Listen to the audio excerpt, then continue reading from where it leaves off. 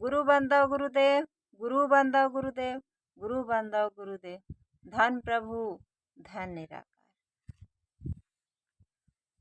मैं भगवान बाग में से दोहा लेकर के आई हुई हूँ और जो हमारे भगवान गुरु जी लिखे हुए हैं दोहा है, मानव के संतोष नहीं तब आशा पीछे लागे, और जब होवे संतोष तब आशा छोड़ के भागे।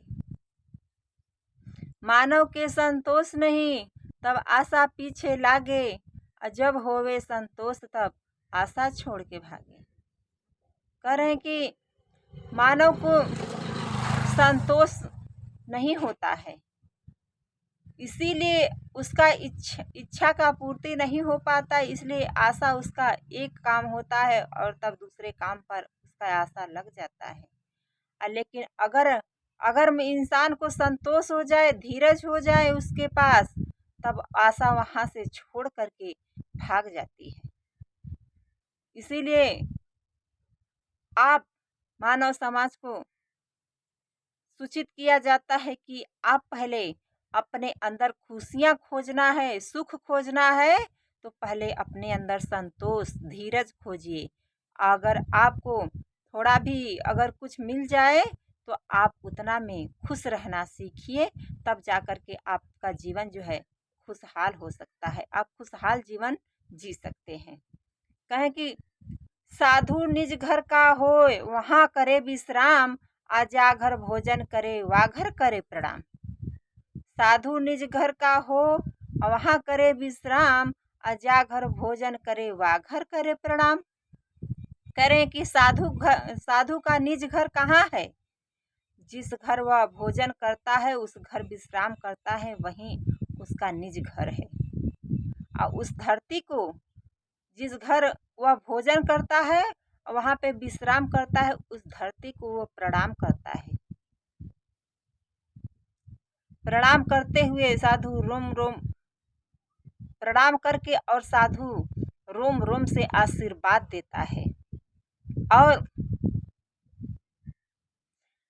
करें कि साधु बिना जहाँ भोजन करता है, साधु विश्राम करता है, उस धरती को प्रणाम करता है, वहाँ पर कुछ मांगे ही वह सारा सब कुछ दे देता है।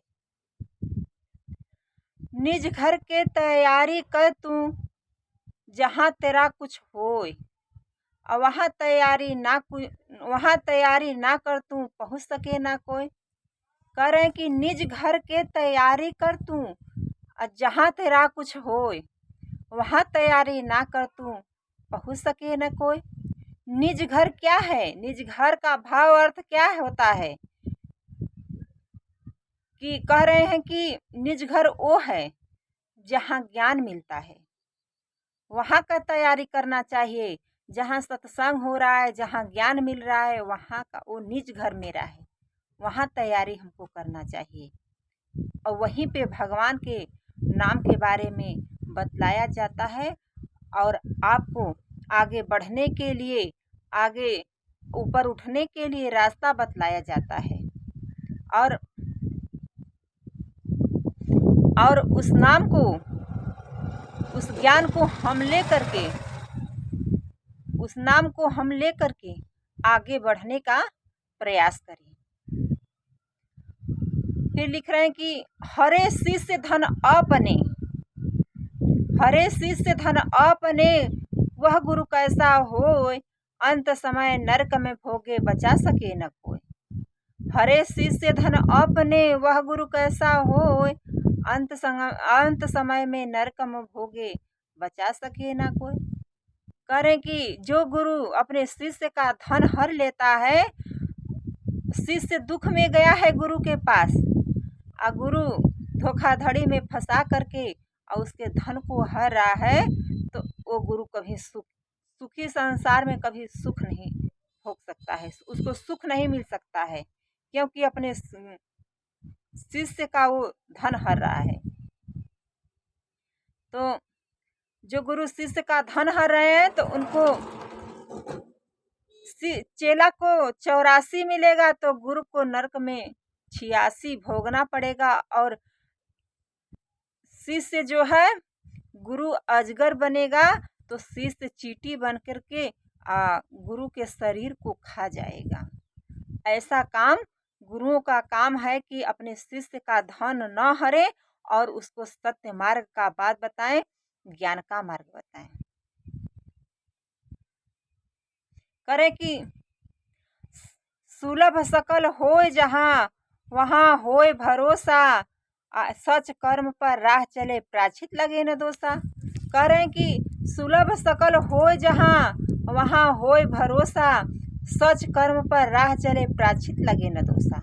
करें कि सुलभ कर्म और सत्कर्म पर भरोसा करना चाहिए और सच कर्म पर, सच रास्ता पे आपको चलना चाहिए। उस पे प्रायश्चित और दोष जितना भी लगा रहता है, अगर हम सत्कर्म कर रहे हैं, सच्चा राह पकड़े हुए हैं, तो जितना भी प्रायश्चित हमारे शरीर में लगा रहेगा वो सारा कट जाएगा। ऐसे राह पर हमको चलना चाहिए। इस राह पर सत्य के मार्ग पर चलने पर हमको न प्रायश्चित लगता है न दोष लगता है। जवन कर्म पर दोष लागे कबहू न धरहूँ संग, लोहार यस कर्म करी लोहा के छूटी जंग। करे कि जवन कर्म पर दोष लागे कबहू न धरहूँ संग, लोहार यस कर्म करी तब लोहा के छूटी जंग। हमारे गुरुजी कह रहे हैं कि जो कर्म करने पे दोष लग रहा है वो कर्म करना कभी नहीं चाहिए। जैसे लोहे के मूर्छे को छुड़ाने के लिए लोहा को लाल करके हथौड़ा मार मार करके पीट करके उसका जंग छुड़ाता है और जंग छुड़ाता है तो जंग उसका छूट जाता है। उसी प्रकार हमको सत्य मार्ग का रास्ता पकड़ना चाहिए, सत्संग में जाना चाहिए कि जितना भी हमारे अंदर खराबी है, जितना भी हमको दोष लगा हुआ है, अगर हम सत्कर्म करेंगे, सच रास्ता पे जाएंगे, सत्संग में जाएंगे तो वहाँ सारा, जैसे लोहा लाल करने पर लोहार उसका जंग छुड़ा देता है लोहा का, वैसे सत्संग में जाने से हमारे भी शरीर का जितनी भी बुराइयां हमारे अंदर हैं उस सत्संग में जाने से सारा खत्म हो जाता है। करें कि जीवन जीना मरना कठिन दुख तू पाना, कठिन पर कठिन तू जाना। करें कि जीवन जीना मरना कठिन दुख तू पाना, कठिन पर कठिन नहीं तू जाना।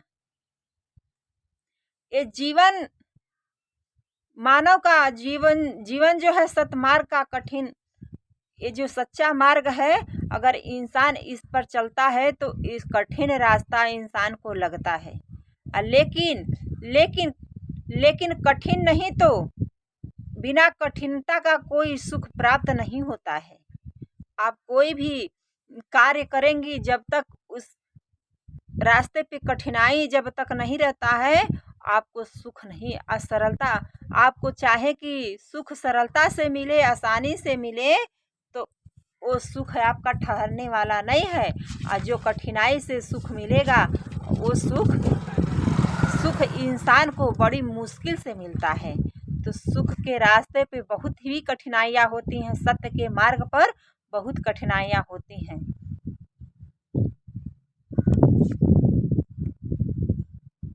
करें कि सुख दुख तू मानव दे जीवन बलिदान, परमार्थ के हित में फिर भी सस्ता ज्ञान। करें सुख दुख तू मानव दे जीवन बलिदान, परमार्थ के हित में फिर भी सस्ता ज्ञान। करें कि परमार्थ के हित में सुख दुख समाप्त कर देना चाहिए।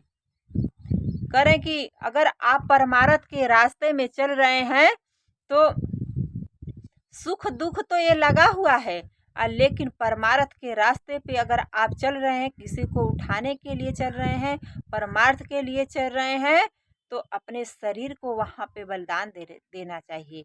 सत्कर्म में अपने शरीर को तन मन से लगा देना चाहिए। और जो है कि तब समझिए कि ये तो ज्ञान बहुत ही सस्ता ज्ञान है। गुरुजी हमारे इतना सुंदर ज्ञान ला कर के दे रहे हैं। घर बैठे ही हम लोगों को भक्ति भाव और जीवन यापन करने का रास्ता बतला रहे हैं, मुक्ति का मार्ग बतला रहे हैं। तो बहुत ही सरलता से हमको मिल गया। और नहीं तो कितना लोग इस ज्ञान के लिए कितना भटकते हैं संसार में, लेकिन ऐसा सच्चा ज्ञान संसार में नहीं मिलता है।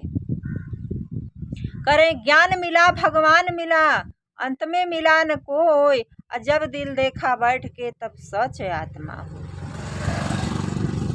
ज्ञान मिला भगवान मिला, अंत में मिला न कोई, जब दिल देखा बैठ के तब सच आत्मा हो। ज्ञान मिला तभी हमको भगवान मिले। ज्ञान का ही नाम भगवान है। आपको अगर सच्चा रास्ता मिल गया, सच्चा ज्ञान मिल गया, तो आपको भगवान मिल गए। और जब हमको अंत में ज्ञान मिल गया और गुरुजी हमारे अच्छा मार्ग हमको दे रहे हैं और महापुरुष हमको अच्छा मार्ग दे दिए, तो समझ लीजिए कि हमको भगवान मिल गए। ज्ञान न होने के कारण ही मैं संसार में भटक रही थी, लेकिन ज्ञान मिल गया तो हमको भगवान भी मिल गए। ज्ञान में ही भगवान है। विचार में जिसका अच्छा विचार है वही भगवान है। जिसके पास ईमान है वही भगवान है, और जिसके पास ज्ञान है वही भगवान है। अंत में दूसरा कोई भगवान नहीं है। आप संसार में भगवान को खोजिए, आपको भगवान मिलने वाले नहीं हैं। ज्ञान ही भगवान है, ज्ञान का नाम ही भगवान है। करें कि आराध्य करना नहीं जाने, श्राद्ध करना जाने, चुका डार का बंदर वाही डार के माने। करें आराध्य करना नहीं जाने, श्राद्ध करना जाने, चुका डार का बंदर वाही डार के माने। आराध्य करना हम नहीं जान रहे हैं, लेकिन आज देखिए संसार में श्राद्ध करना सभी लोग जा रहे हैं। लेकिन जिस दिन हम आराध्य करना जान जाए, तब हमको ज्ञान हो जाएगा, विवेक हो जाएगा तब। अब ये जो है कि श्राद्ध में हम अपना जीवन व्यतीत कर रहे हैं, अपने जीवन को व्यर्थ ही गवा रहे हैं। आप भक्ति भाव करिए, भजन करिए, ज्ञान का मार्ग पकड़िए, आपका जीवन जो है आसानी से सरलता से आप आराध्य को अपने जान जाएंगे कि हमारे भगवान कौन है। आलसी कवन जो भगवान भजन से भागे, आलसी रोगी भया विषय भोग में जागे। करें कि आलसी कवन जो भगवान भजन से भागे, आलसी रोगी भया विषय भोग में जागे। आलसी कौन है जो भगवान भजन से भाग रहा है और भगवान को जानने का प्रयास नहीं कर रहा है, भगवान को वो खोज रहा है। ज्ञान मिल गया, भगवान बाग मिल गया।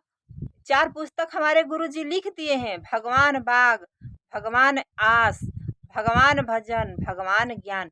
ये भगवान, आप इस पुस्तक को पढ़ करके देखिए कि आपका नॉलेज कितना बढ़ जाता है और कि आपके पास कितना विवेक हो जाता है। करें कि जब हम इस ज्ञान को छोड़ करके हम भाग जाएंगे, तो रात दिन चिंता में जागते विषय भोग में हम मर जाएंगे, लेकिन हमको शांति नहीं मिलेगा। करें कि यह मन कुत्ता भया, अब भोक भोक करे शोर, तन पोषक नाम पड़ा भारी विपत की ओर। यह मन कुत्ता भया, भोक भोक करे शोर, तन पोषक नाम पड़ा भारी विपत की ओर। हमारा मन कुत्ते के समान हो गया है, वो भोंकता है, जा कर के हर जगह हम रो रहे हैं, बिलख रहे हैं और भगवान को पुकार रहे हैं और भोंक भोंक करके हम शोर कर रहे हैं।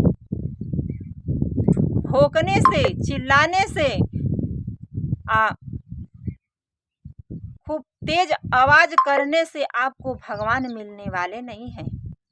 ये तो तन पोषक है, शरीर को पोषने का, शरीर के जीवन यापन का, इंसान जीवन यापन करने के लिए आज चिल्ला रहा है।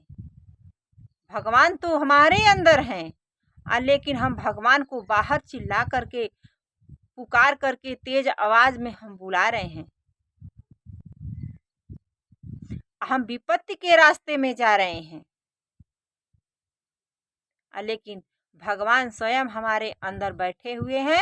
हम भगवान को जानने का प्रयास नहीं कर रहे हैं। करें कि आलसी के निद्रा भावे, आलसी से भक्ति न होय, ऐसे मूर्ख अंधा के समझा सके न कोई। करें कि आलसी के निद्रा भावे, आलसी से भक्ति न होय, ऐसे मूर्ख अंधा के समझा सके न कोई। पुस्तक मिल गया है, हम जानने का प्रयास नहीं किए और हम भक्ति को, ज्ञान को जानने का प्रयास नहीं कर रहे हैं, और हम पुस्तक ला करके रख करके हम सो गए। लेकिन ये मूर्खता का हमारे जड़ है। जब तक हम ज्ञान को पढ़ेंगे नहीं, ज्ञान का खोज नहीं करेंगे, इस दोहे चौपाई के माध्यम से हम खोज नहीं करेंगे, तब तक हमारा विपत्ति जो है कटने वाला नहीं है, हमारा विपत्ति दूर होने वाला नहीं है। आप सोचिए कि माला फेरने से आपका दुख दूर हो जाएगा, मंत्र जपने से दुख दूर हो जाएगा? नहीं। ज्ञान को, जानकारी लेने से, ज्ञान को पढ़ने से, ज्ञान अपने शरीर में सच्चा ज्ञान लेने से, तब जाकर के आपका दुख दूर होगा। और माला फेरने से आपका दुख दूर नहीं होगा। ऐसे अंधा को कौन समझाएगा? ये तो इंसान अपने मन के शांति के लिए कर रहा है, लेकिन तब पर भी माला फेरने से भी उसका मन जो है शांत नहीं हो रहा है। आप ज्ञान का मार्ग पकड़िए, सत्संग का मार्ग पकड़िए, जहाँ सच्चा ज्ञान मिल रहा है, हर एक सच्चाई के बारे में बतलाया जा रहा है, वो ज्ञान का खोज करिए। देखिए आपका मन जो है, जो इतना बेचैन है, आपका शांत हो जाएगा। करें इच्छा के जड़ में दृढ़ता, कैसे होई पार, अपने मिथ्या कल्पना में फंस गया संसार। इच्छा के जड़ में दृढ़ता, कैसे होई पार, अपने मिथ्या कल्पना में फंस गया संसार।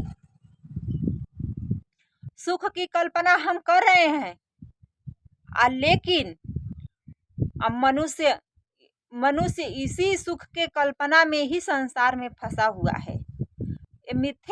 मिथ्या मतलब झूठा कल्पना में हम फंसे हुए हैं, और कल्पना कर रहे हैं, अपने मन में विचार कर रहे हैं कि अब हमको सुख मिलने वाला है, एक काम करेंगे तो हमको सुख का प्राप्ति होगा।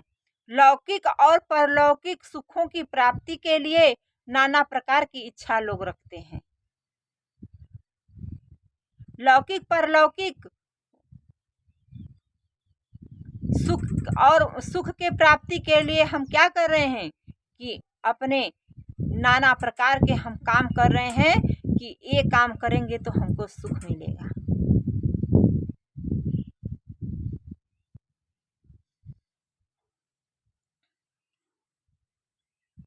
करें कि जब तक कामना तब तक भक्ति न होई, जब तक कामना तब तक भक्ति न होई, अकामना के सत्ता पर विजय न पाया कोई। करें कि जब तक कामना तब तक भक्ति न होई, अकामना के सत्ता पर विजय न पाया कोई।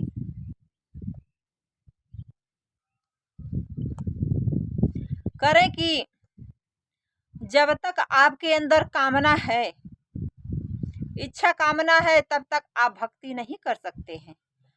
इस सत्ता को पाने के लिए, ज्ञान के सत्ता को पाने के लिए, भक्ति के सत्ता को पाने के लिए, विजय को पाने के लिए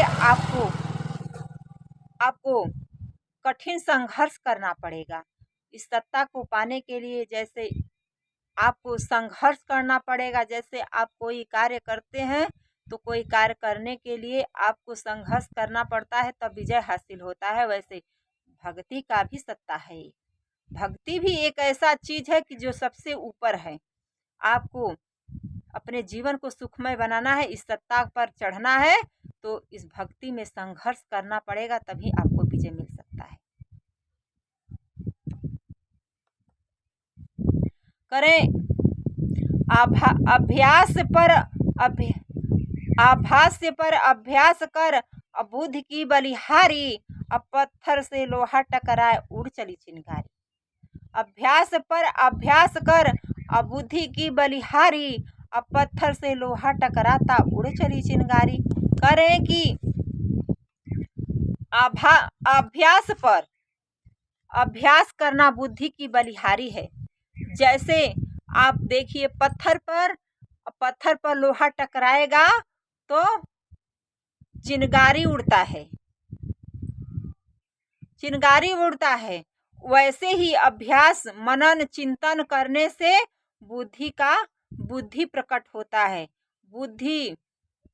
आपका बुद्धि का विकास बढ़ता है। आप अगर चिंतन मनन करिए, शब्द को खोजिए, आपका अगर अपने अंदर अब सत्य को खोज रहे हैं, शब्द को खोज रहे हैं, तो आपका माइंड जो है बुद्धि का विकास होगा, आपका बुद्धि तेज होगा। तो हम क्यों ना, हमको भक्ति मिला है तो क्यों ना हम भक्ति मिला है, सत्य मार्ग मिला है, सत्संग मिला है और हमारे गुरु मिले हैं, तो क्यों ना हम अपने जीवन को, अपने लाइफ को अगर अच्छा जीना है तो भक्ति के मार्ग को पकड़िए और सत्संग में जाने का प्रयास करिए, तभी आपका जो है कि दुख कट सकता है। अगर आपको अपने लाइफ को बनाना है तो भक्ति करिए, ज्ञान का मार्ग पकड़िए, जहाँ पर कि आपको हर एक पर्दे का रहस्य बतलाया जा रहा है, उस रास्ते को पकड़िए। इतना ही कहकर मैं अपने वाणी पर विराम देती हूँ। धन प्रभु, धन निराकार।